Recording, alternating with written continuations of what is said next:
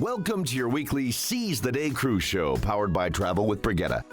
Now let's turn it over to our hosts, Karla Mesa and Julie Williams. Julie, what's the topic today? And I'm Julie Williams, along with travel agent extraordinaire Karla Mesa from Travel with Brigitte. And if you're cruising in 2026 or booking now for later, anytime from here on out, you may hear people whispering, cruise lines are getting stricter with seniors. Okay, this is true, but it isn't that they don't want you. It's that they do want you, but they want you safe. So it's not about age discrimination or anything like that. It is about safety, rising medical costs, and avoiding nightmare boarding day surprises like you're missing this, I don't know, doctor's note or something, and you can't get on the ship. So today we're breaking down what is changing, who it affects, and exactly how you can stay compliant, stress-free, so you don't have to worry about being the one standing on the dock when the ship goes away, waving goodbye from the wrong end. This information is really important because you really could be denied boarding over this. Even if you're a second seasoned cruiser, you can download our free quick notes about what seniors have to do in 2026. We don't expect you to memorize all this. So download it. And of course, your travel agent should know it as well. And if you contact Travel with Brigitte, we've got you covered. Okay. Karla, seniors have been cruising since the dawn of time. Why all these new regulations now?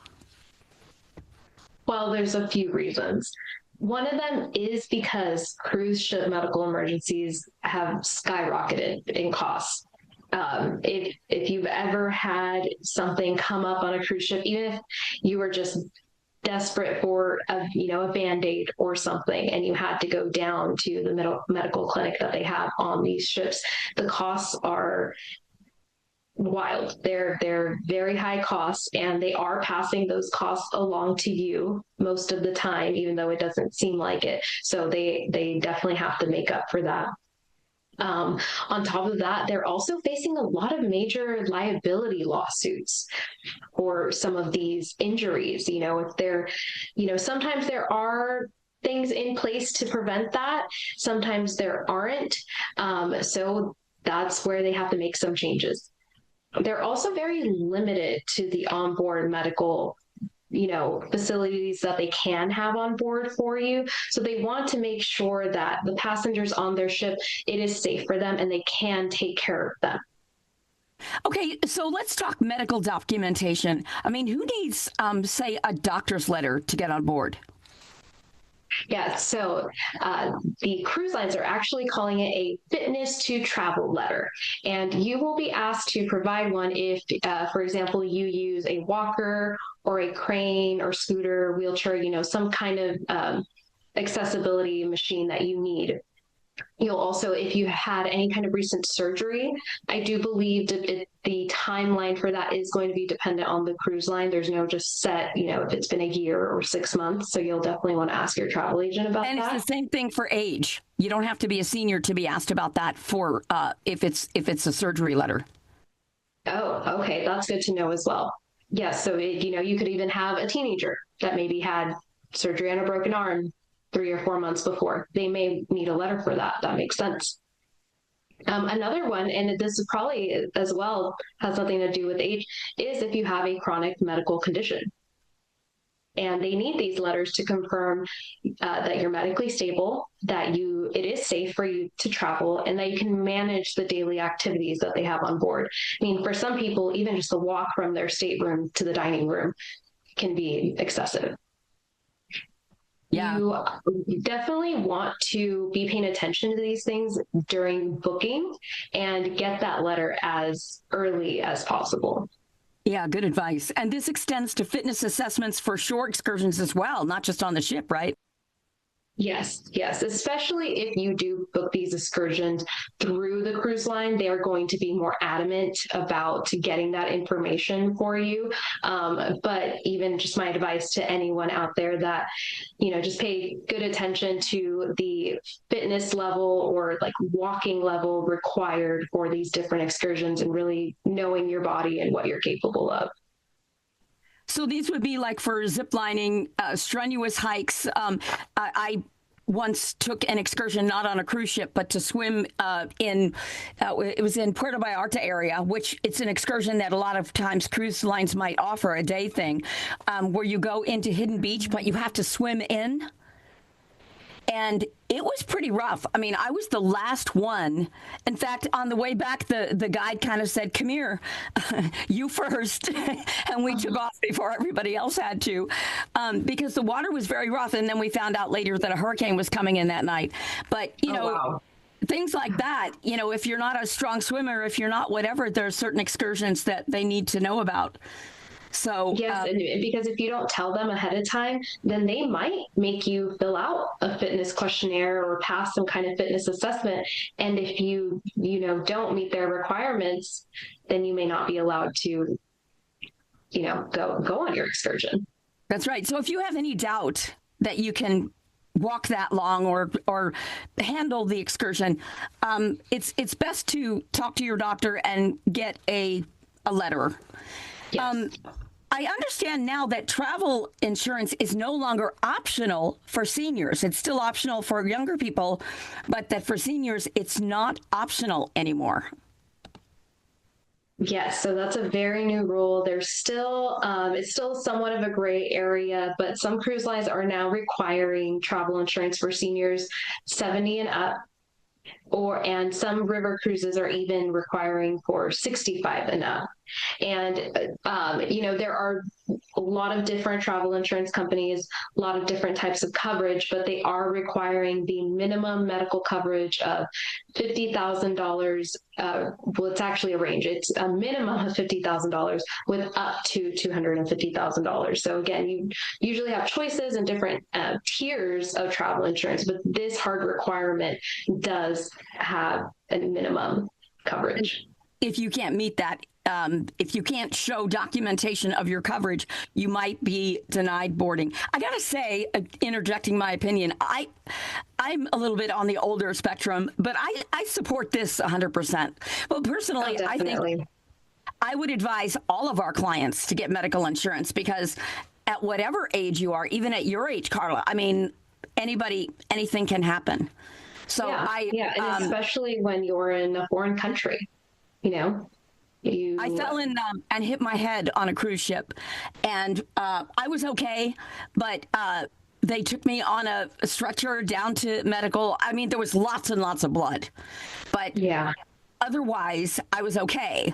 And so Dan happened to be on that cruise, and he just happened to walk in the lounge I was in right as I was sitting there, and he stayed by my side and went to the medical with me, and he also double checked to see what if I had insurance, which I thought I did, but I didn't.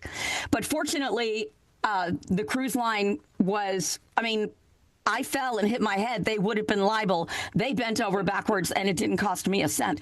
But what Dan did is he booked me cruise insurance right there from the ship because I hadn't realized that my other insurance had lapsed. It's that serious.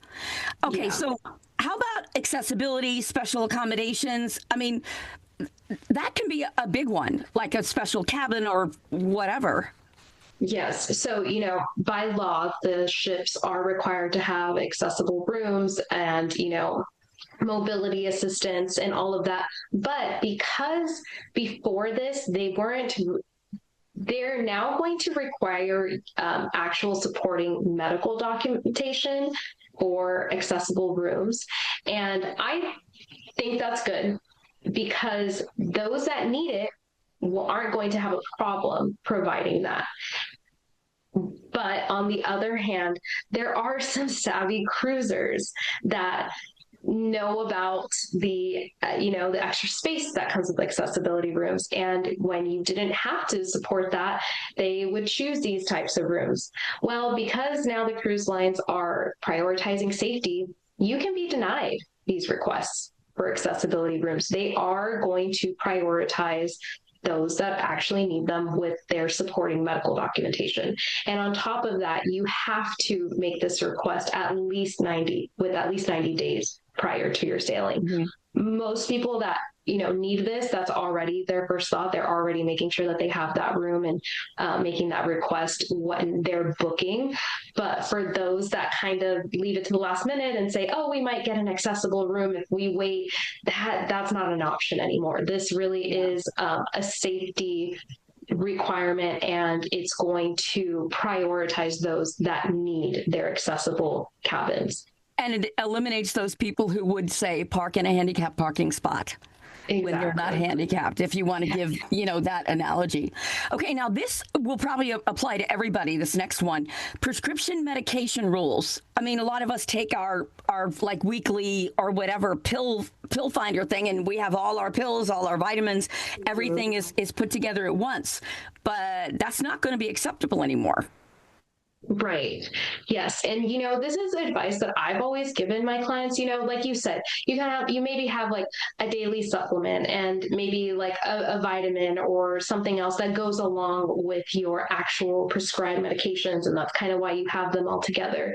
That's still okay, except for the fact that they want your prescribed medications to be clearly labeled in their original pharmacy containers.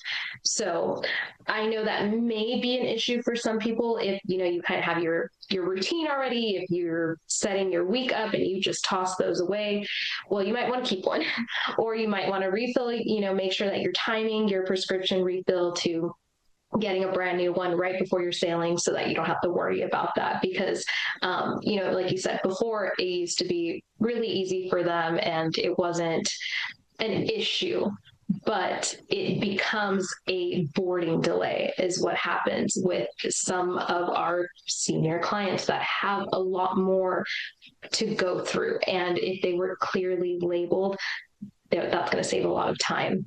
I will say also that, especially for the older clientele that may want to do these longer cruises that are 30 plus days, so you have a 30 plus day supply, at that point, you will need a doctor's letter listing every medication that you're coming on board with, and you have to declare everything.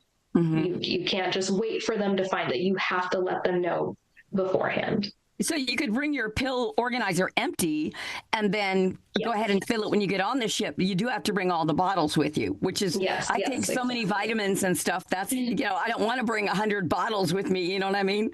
But, maybe for a week, you have to prioritize what you can take and what you don't have to take. Right. And it might even be helpful for those that, sometimes during packing, you get a little overwhelmed and you might forget something, and maybe having a new prioritized checklist of how things need to be will help you making sure you have everything on ship. Yes. Another issue I've seen is like people maybe, and this I would see as a safety issue, they leave things like scooters in the hallway. And those hallways are narrow enough. So what about, things like scooters? So things like scooters, oxygen masks, CPAPs, other medical devices, those are also going to require documentation. And within that documentation, you have to give the device specifications, you have to list out the power requirements, and that gives the cruise line an opportunity to confirm that they can actually safely support that equipment. That's what this is all about. They're prioritizing the safety of these senior clients. They know that, honestly, it's their bread and butter. They know that, and they want to keep you safe. It might seem like, oh my gosh, they're giving me all these rules and making it hard for me, but it's really not what they're trying to do. So as long as, any of this medical equipment you may need to bring, again, is approved and can be safely supported and isn't going to intervene in other, operations of the ship, then they'll accept the request. Yeah, if you know of a senior who cruises often, I mean, even if they cruise all the time, again, these rules are new. They might not know it. They might not think they have to keep up with anything because they've been cruising for decades, right? Mm-hmm, yes. Go ahead and send them a link to this podcast, or download in the notes below. We've got a free downloadable kind of a cheat sheet summary of what we're talking about. So at least they have a list, and keep one for yourself, for reference. Because like the CPAP, even if you're younger, I know a lot of people younger people that use CPAPs. And any cruiser that uses a CPAP is going to have to do this. So yeah, I this is great even advice for me because all of this is new, and I have a client that I know for a fact uses a CPAP, and he'll be boarding a celebrity cruise in April. We haven't been given any information on this, but I'm definitely going to reach out now. Yes, one of our agents, Janice, who is hosting an anniversary cruise. It's her anniversary, and she made a group cruise out of it for anyone who wants to go to Alaska in June. Her husband uses a CPAP. And he's taken it on cruises. I haven't really paid attention. I don't know that they had to document it, but I'm definitely going to forward this to all of our travel agents because there might be something that they don't have, and it's very important that they know about all this. Again, let me reiterate, these rules are not designed to keep you off ships. They're not saying we don't want seniors anymore. I mean, you are their bread and butter, okay? They're designed to keep you safe and ensure onboard medical teams aren't overwhelmed because, they can only do so much to prevent last-minute emergencies. Follow the checklist. You'll get on there smoothly as always if you're a seasoned cruiser. And Karla, before we close, could you give us a quick recap of what we talked about today, kind of the stuff that will be on that free list that we'll give people? Definitely. So first and foremost, if you are over 70 or over 65 on a river cruise, or you have had a recent surgery or have any medical requirements, first and foremost, you're going to want that doctor's fitness to travel letter. You're going to want travel insurance that comes with either the required coverage or any additional coverage you think you may need, depending on what your sailing is like, depending what your excursions may be. Some of these excursions actually require an additional like an add-on to your insurance. Like sometimes the generic travel insurance might not cover all excursions. That might be an episode we should get into that because that's definitely the case.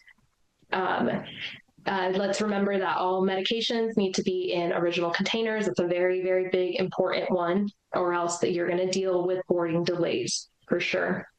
Making sure that you're declaring your controlled substances as well. That'll help, again, with the boarding delays, and making sure you get your accessibility room either chosen right at booking or at least requested before that 90-day cutoff. Any earlier is much better. And then, just making sure you confirm that your fitness level is at par with what you're about to embark, your sailing and your excursions, and making sure that you do carry copies of any of these medical documents just in case while you're off ship.